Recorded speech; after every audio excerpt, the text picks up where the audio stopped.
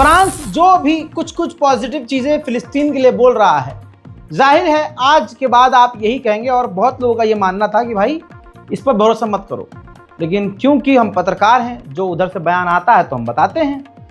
अब सुनिए आगे की कहानी क्या हुई। अभी ये फ्रांस सब कुछ नौटंकी ही कर रहा है, ड्रामा है इसका और कुछ नहीं।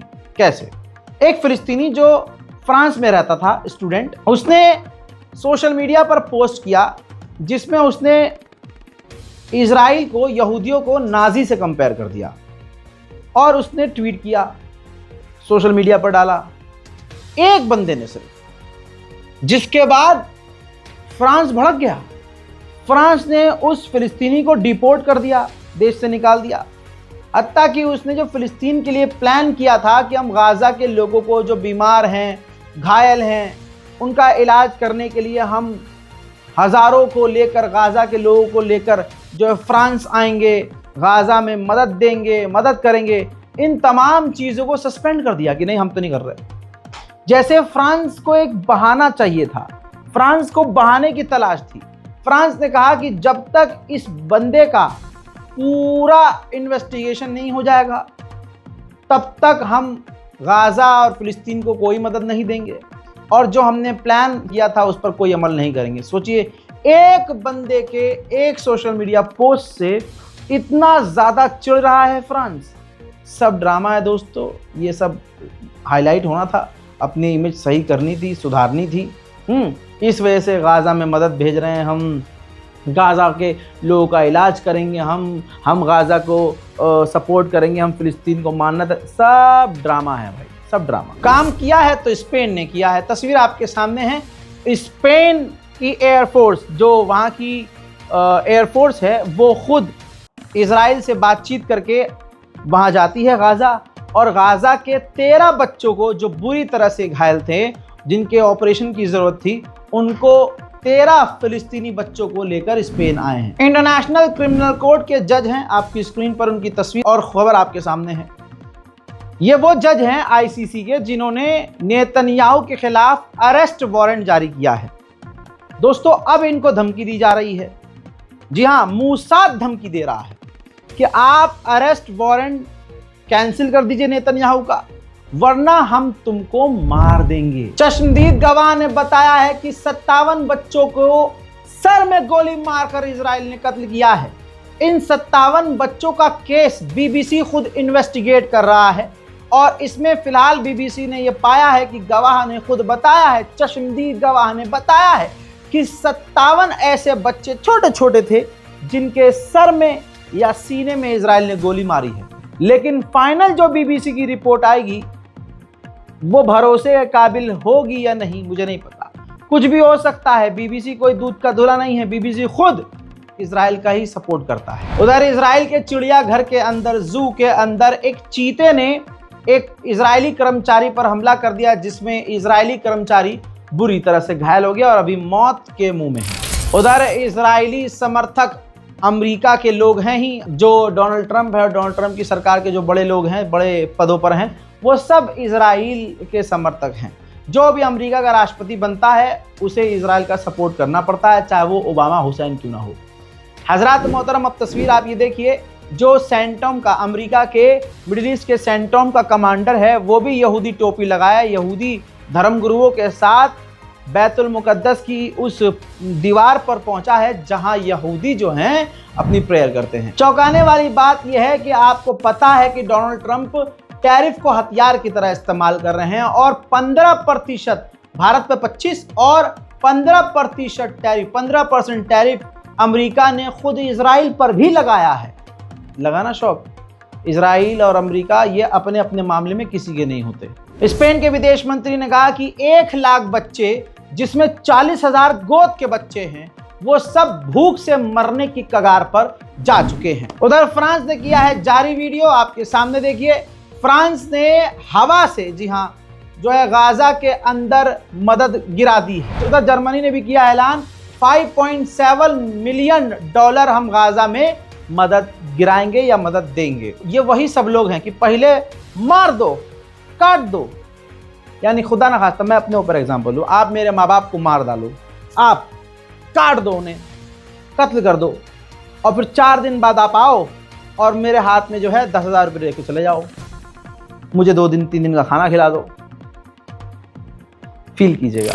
हज़रात मोहतरम, हूथीज़ की मिसाइल इजराइल की तरफ तेजी से जब आ रही थी तो उस वक्त बैतुल मुकद्दस समेत कई इलाकों में इजराइल के सायरन बजने लगा, जिसे बाद में हूथीज़ की मिसाइल को इजराइल के ऊपर ही इजराइल ने रोक दिया। ये देखिए,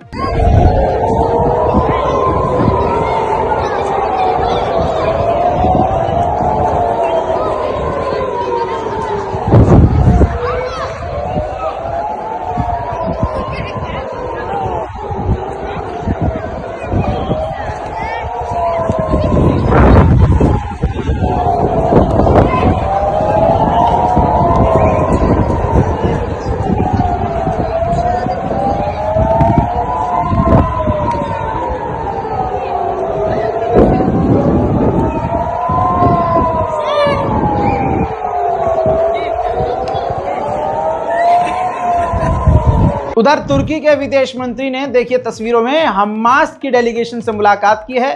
तुर्की इस वक्त पूरी दुनिया में ऐसा देश है, वाहिद मुस्लिम देश, जिसने हमास का विरोध नहीं किया है। अरब लीग, मुस्लिम लीग, सब ने हमास का विरोध किया, सब ने कहा कि हमास हथियार डाल दे, लेकिन तुर्की इस वक्त खुल्लम खुल्ला हमास से कह रहा है कि हथियार मत डालना जब तक गाजा से इजराइल बाहर न निकल जाए। उधर चाइना ने कहा कि हम शॉक में, हमें यकीन नहीं हो रहा है कि अमेरिका ने फिलिस्तीन अथॉरिटी और PLO पर पाबंदी लगा दी, जबकि ये इन्हीं के साथ काम करते थे, अपने ही साथियों को कैसे बैन कर दिया। देखिए, सफेद सुअर यानी ट्रम्प के पास कुछ भी नहीं है, उसके पिछवाड़े में दम नहीं है किसी से लड़ना, कोई हथियार नहीं है, हथियार उसने बनाया है टैरिफ को। कनाडा ने जब ऐलान किया कल कि हम फिलिस्तीन को मान्यता दे देंगे, तो भाई 10% टैरिफ बढ़ा दिया है कनाडा पर डोनाल्ड ट्रंप ने। लेकिन दूसरी तरफ यही सुअर ये भी मानता है, सफेद सुअर, जहां रिपोर्ट में आया है ये कि ट्रंप का मानना यह है कि नेतन्याहू अपने पॉइंट्स और अपने फायदे के लिए इस जंग को बढ़ा रहा है। दूसरे अरब देशों के द्वारा भी गाजा के अंदर लगातार मदद जो है हवा से गिराई जा रही है। चलिए, दिखावे के लिए ही सही, लेकिन कम से कम मदद गिराई तो जा रही है, थोड़ा तो सुकून कुछ लोगों को मिलेगा। हजरात, अगली तस्वीर ये सेटलरों के द्वारा आई है।